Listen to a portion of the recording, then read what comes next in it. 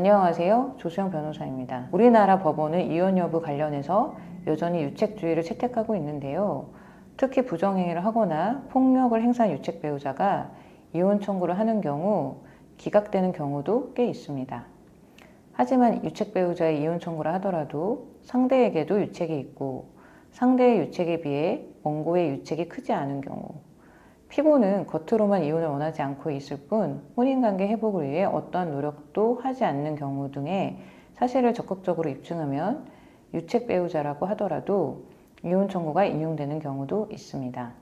저희 의뢰인은 혼인기간 10년, 슬하에 외동딸을 둔 아내로 대기업에 다니며 성실히 살아가고 있었습니다.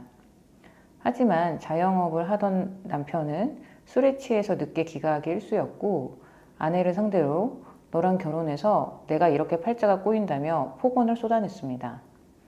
아내는 회사에서 야근과 경무에 시달리면서도 친정어머니의 도움을 받아 간신히 딸아이를 키울 수 있었습니다.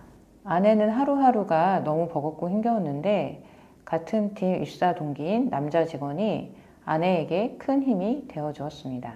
의뢰인은 입사 동기에게 직장 생활의 고충, 결혼 생활의 어려움을 털어놓았고 점차 그 입사 동기와 친밀한 관계를 맺으며 사랑해, 보고 싶다 라는 문자 메시지를 주고받게 되었습니다.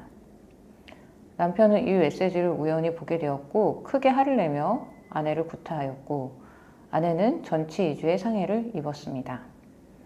이후로도 남편은 아내가 부정행위를 했다며 아내를 끊임없이 감시하였고 수시로 폭력을 행사하였습니다.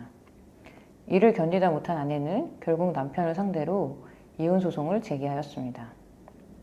그러자 남편은 아내가 유책 배우자라며 이혼을 원하지 않는다는 입장을 고수하며 그 직장 동료와 아내가 주고받은 메시지를 증거로 제출했습니다.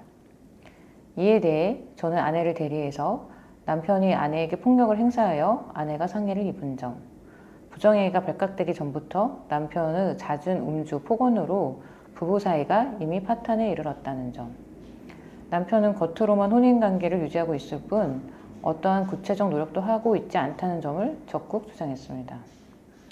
이에 대해 법원에서도 저의 입장을 모두 받아들여 아내가 부정행위를 한 사실은 인정되나 아내의 유책이 남편의 유책보다 크다고 볼 수 없다며 아내의 이혼 청구를 인용하였습니다.